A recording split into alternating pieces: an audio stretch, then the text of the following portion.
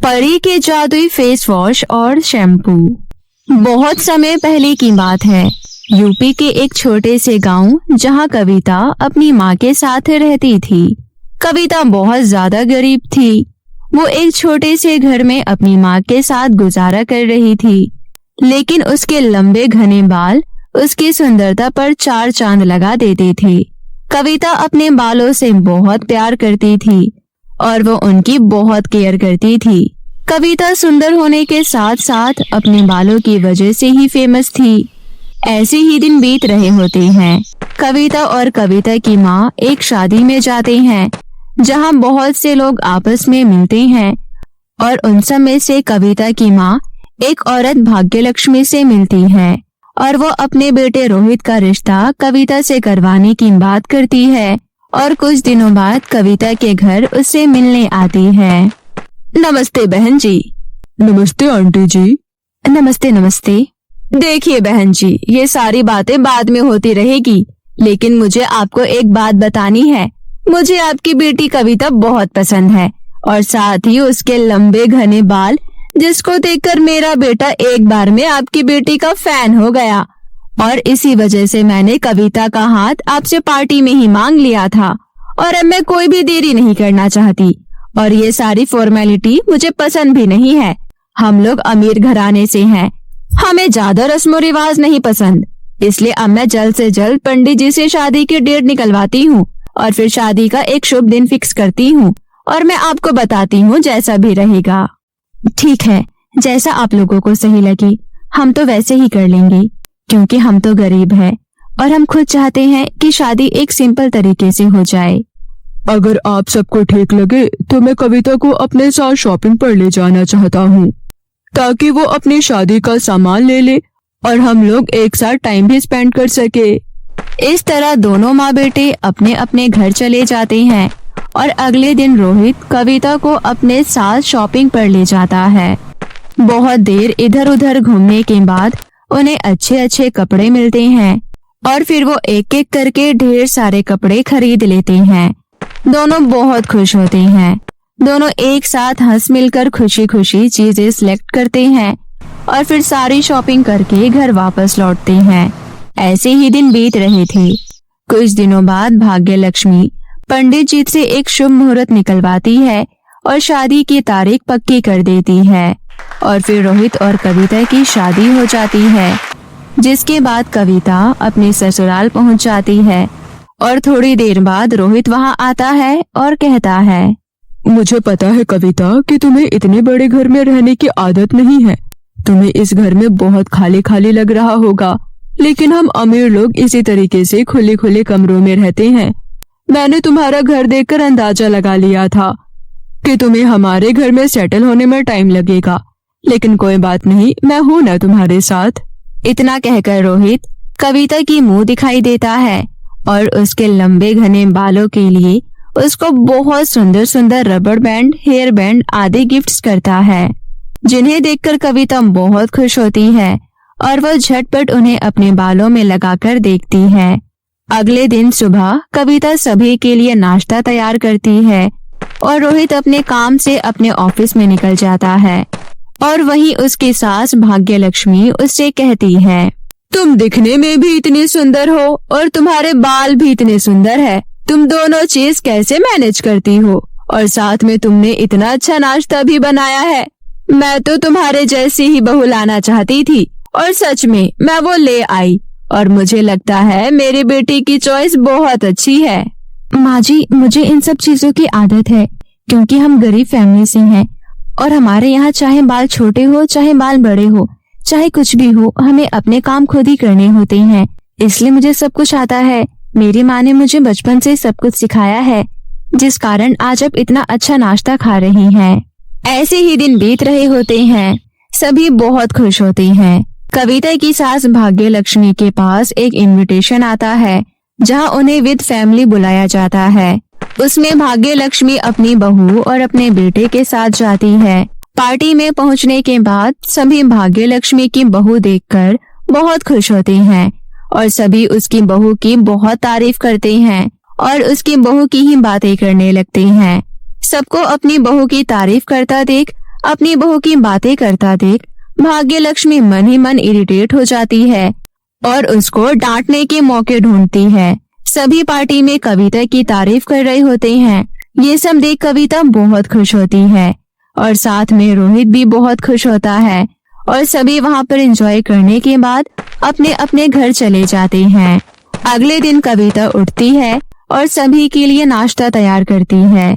वहीं दूसरी तरफ उसकी सास भाग्य लक्ष्मी मन ही मन उसे बहुत जल रही होती है और वो उसे सुनाने के लिए मौके ढूंढ रही होती है कि तभी अचानक गलती से कविता का एक सर का बाल टूटकर उसके नाश्ते की प्लेट में गिर जाता है। कविता सभी के लिए नाश्ता तैयार करके रख देती है और सभी नाश्ता करने लगते हैं कि तभी अरे ये क्या, मेरे मुंह में क्या जा रहा है? ये तो लग रहा है कि बाल है। हाँ माँ, हो सकता है आप ऐसा करें, आप ये प्लेट हटा दीजिए, मैं आपकी दूसरी प्लेट लगा देती हूँ और मुंह में गए बाल को भी निकाल दीजिए। हो सकता है गलती से बाल गिर गया हो। गलती से बाल गिर गया हो इसका क्या मतलब? हमने आज तक हमेशा नौकरों से खाना बनवाया है, लेकिन मजाल है कि आज तक कभी प्लेट में बाल आया हो। और एक अपने आप को देखो, गलती करने के बाद भी तुमने मुझसे माफी नहीं मांगी और मुझसे कह रही हो कि मुंह से बाल निकाल दूं। तुम्हें पता भी है मुंह में बाल जाने के बाद मेरा दूसरा निवाला खाने का मन नहीं करता। भाग्य लक्ष्मी उसे सुनाने के मौके ढूंढ रही होती है और उसे मौका मिल जाता है और मौका देखकर वो उसको खूब सुनाती है। और ये सब देख रहा पास में बैठा रोहित बहुत गुस्सा होता है और गुस्से से कहता है, कविता, सुबह सुबह दिमाग बहुत फ्रेश होता है और सुबह सुबह अगर खाने में बाल आ जाए तो सबसे ज्यादा गुस्सा आता है। तुम आगे से ध्यान रखना, तुम अपने बालों को बांध कर ही खाना बनाना और अगर तुमसे ये सब ना हो पाए तो तुम मुझे बता देना, मैं घर में अपने नौकर फिर से बुला लूंगा। जी मैं अगली बार जरूर ख्याल रखूंगी। मेरे बाल घने होने की वजह से मुझे दिखाई नहीं दिए, वरना मैं ऐसा नहीं होने देती। ठीक है, अब ज्यादा शोर मत मचाओ। मैंने तो खाना खा लिया जितना खाना था, अब मुझे कुछ नहीं खाना और हो सके तो आज दोपहर का खाना जल्दी बना देना। जी माँ जी। इतना कहकर भाग्य लक्ष्मी अपने कमरे में आराम करने चली जाती है और रोहित अपने काम पर चला जाता है और पास में खड़ी कविता सबसे पहले अपने कमरे में जाती है और अपने बालों को बांधती है। मुझे लग रहा है मुझे यहाँ का पानी सूट नहीं हो रहा, क्योंकि आज तक मेरा कभी इतना हेयरफॉल नहीं हुआ कि बाल खाने तक पहुँच जाए। आज इन बालों की वजह से कितनी बातें हो गई और रोहित जी भी मुझसे गुस्सा हो गए और माँ जी भी मुझसे गुस्सा हो गई। अब से मैं अपने बालों को बांध कर ही रखा करूंगी। कविता अपने बालों को बांधते बांधते ये सब बोल रही होती है कि तभी कमरे के बाहर खड़ी कविता की सास ये सब बातें सुन रही होती है और मन ही मन एक खिचड़ी पकाती है। क्यों ना मैं इसके सारे बाल ही उड़ा दूं, ना रहेगा बाल, ना हुआ करेगी तारीफें। चलो आज रात सबसे पहले काम यही करना है, तभी मुझे मेरे मन को सुकून मिलेगा, वरना मेरा बेटा तो, बाहर वाले तो, घर वाले तो, रिश्तेदार तो सब इसी की ही तारीफ करते रहते हैं। कभी इसके बाल, कभी इसकी सुंदरता। अब मैं इसके बाल ही काट दूंगी, ना रहेंगे बाल, ना रहेगी सुंदरता, ना होगी तारीफ। इतना सोचकर भाग्य लक्ष्मी वहाँ से चली जाती है। कविता दोपहर का खाना बनाकर अपनी सास को खिला देती है और भाग्य लक्ष्मी मुंह सिकोड़कर खाना खा लेती है। शाम को रोहित घर आता है। कविता शाम का खाना भी सबको खिला देती है और सभी खाना पीना खाकर सो जाते हैं। रात होते ही जब सभी सो जाते हैं तो भाग्य लक्ष्मी चुपचाप कविता के कमरे में कैंची लेकर घुस जाती है और उसको टकला कर देती है। नींद में सो रही कविता इस बात से बेखबर सुबह उठकर देखती है कि उसके सर पर एक भी बाल नहीं है और उसका सर बहुत हल्का होता है। ये सब देखकर कविता चौंक जाती है और रोने लगती है। सुनो जरा, देखो ना, मेरे बाल किसने काट दिए? हमारे कमरे में कौन आ सकता है? सुबह सुबह मेरे बाल को कौन काट सकता है? आप माँ जी के लिए नाश्ता तैयार कर दो, मैं तो आज बाहर नहीं निकल सकती, मुझे बहुत शर्म आ रही है, अब मैं बाहर कैसे जाऊंगी? मुझे लगता है तुमने अपने बाल खुद ही काटे होंगे, क्योंकि हमारे कमरे में कौन आ सकता है भला? हमारे घर में कोई छोटा बच्चा तो है नहीं जो आकर तुम्हारे बाल काट गया हो। रही बात नाश्ते की, तो तुम ही जाओ, मैं नाश्ता वाश्ता नहीं बनाने वाला। और माँ जी को जाकर दिखाओ ताकि वो भी देख सके कि अचानक तुम्हारे बाल कैसे कट गए। कविता रोहित की बातें सुनकर अपनी सास के पास जाती है और उन्हें नाश्ता देकर कहती है, माँ जी देखिए ना, किसी ने मेरे बाल काट दिया और मुझे पता भी नहीं चला। ये हरकत किसकी हो सकती है? अरे इतना भी क्या रोना, ये तो अपने सर की खेती है, आज कट गए तो कल उग जाएंगे, इसमें इतना रोने की क्या बात है। और सुन, ये नाटक वाटक मत कर, क्योंकि मैं जानती हूँ तू काम से बचने के लिए सारे नाटक कर रही है। और भूल जा कि मैं तुझे घर में छुपा कर रखूंगी। तुझे आज ही मेरे साथ पार्लर चलना होगा, वहाँ जाकर तुम अपने लिए विग खरीद लेना।